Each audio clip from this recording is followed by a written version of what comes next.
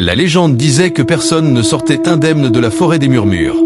Une fois que vous franchissiez ces frontières, les voix commençaient d'abord faibles, comme le bruissement du vent dans les feuilles, puis insistantes, pénétrantes, révélant des choses que vous auriez préféré oublier. Ce soir-là, 5 amis, Alex, Clara, Julien, Sophie et Mathieu, se réunirent autour d'un feu de camp. Ils avaient décidé de camper dans la forêt, défiant les avertissements des anciens du village voisin. Alex, toujours sceptique face aux légendes, avait lancé le défi, une nuit dans cette vieille forêt hantée. Et on prouve que c'est juste des histoires. La première nuit, tout semblait calme. Les rires et les plaisanteries résonnaient entre les arbres, créant une atmosphère conviviale. Ils partageaient des histoires effrayantes, Alex essayant de surpasser les autres avec ses anecdotes inventées. Mais au petit matin, Mathieu fut le premier à remarquer quelque chose d'étrange.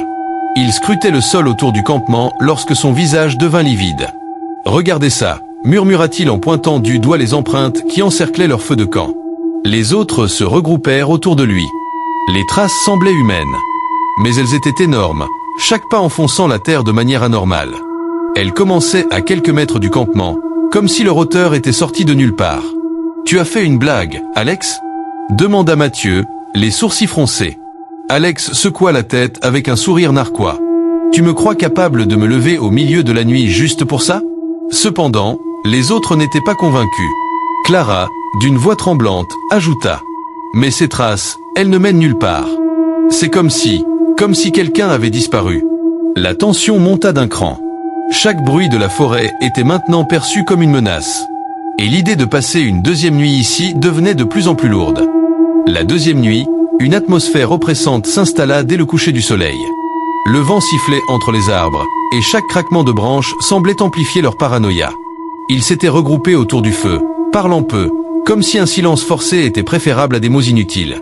Vers minuit, Sophie se redressa brusquement, ses yeux grands ouverts. « Arrêtez, dit-elle, le souffle court. Arrêtez de murmurer mon nom. » Les autres la fixèrent, abasourdis. « Quoi ?» fit Alex. « Personne ne parle. » Sophie scruta leur visage, mais tous avaient l'air sincèrement confus.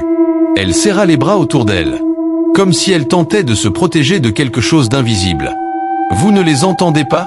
reprit-elle, les larmes aux yeux. « Ils disent mon nom. Encore et encore. » Un silence pesant suivit. Julien, qui était resté silencieux jusque-là, secoua la tête et murmura. « Moi aussi. C'est comme si quelqu'un était juste derrière moi. » Clara attrapa la lampe torche et balaya les alentours du faisceau tremblant. Les arbres se détachaient en ombres menaçantes, mais rien ni personne ne semblait là. Pourtant, les murmures s'intensifièrent.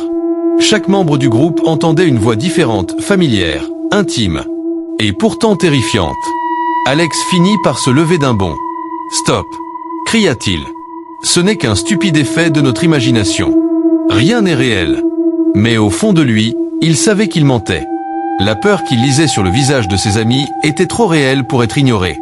Le groupe resta éveillé jusqu'à l'aube, le feu mourant lentement, leurs esprits rongés par des murmures qui semblaient promettre bien pire encore. La troisième nuit fut marquée par une peur palpable. Julien était introuvable au petit matin.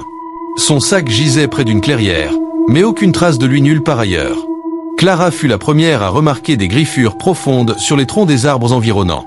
Ces marques semblaient dessiner un chemin, comme si elles guidaient quelqu'un vers l'intérieur de la forêt. « Il n'a pas pu partir comme ça », murmura Clara en fixant les griffures. Il a dû suivre les murmures. Le reste du groupe ne savait que penser. Sophie serra son écharpe contre elle, tremblant de peur. Alex, cependant, semblait lutter contre son propre esprit. « Nous devons partir d'ici », décida-t-il. « Maintenant !» Mais la forêt semblait s'étirer autour d'eux, changeant les sentiers, effaçant les repères. Le jour passa dans une tension insoutenable, chaque bruit les faisant sursauter. Au crépuscule, ils retrouvèrent Alex pendu à un arbre, son visage figé dans une expression de terreur absolue. Personne ne put expliquer comment il s'était retrouvé là. La dernière nuit fut un cauchemar vivant. Clara et Sophie, maintenant seules, tentaient de se réconforter. Mathieu, figé par la peur, restait silencieux, marmonnant des excuses à une présence invisible. Les murmures, plus bruyants que jamais, semblaient s'adresser directement à eux, jouant avec leurs peurs les plus profondes. « Si on reste ensemble, on peut s'en sortir », dit Clara en attrapant la main de Sophie. Mais la forêt ne leur laissa aucune chance. Les murmures devinrent des cris, et des ombres humanoïdes apparurent entre les arbres. Leurs yeux brillaient d'une lueur sinistre. Sophie poussa un cri perçant lorsqu'une de ces ombres l'entoura de ses bras fantomatiques.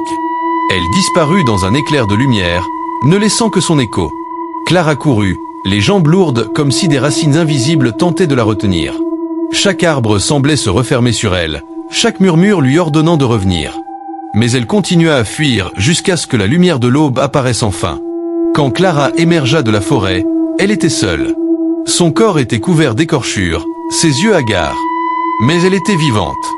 Le village l'accueillit dans un silence inquiet. Personne ne posa de questions.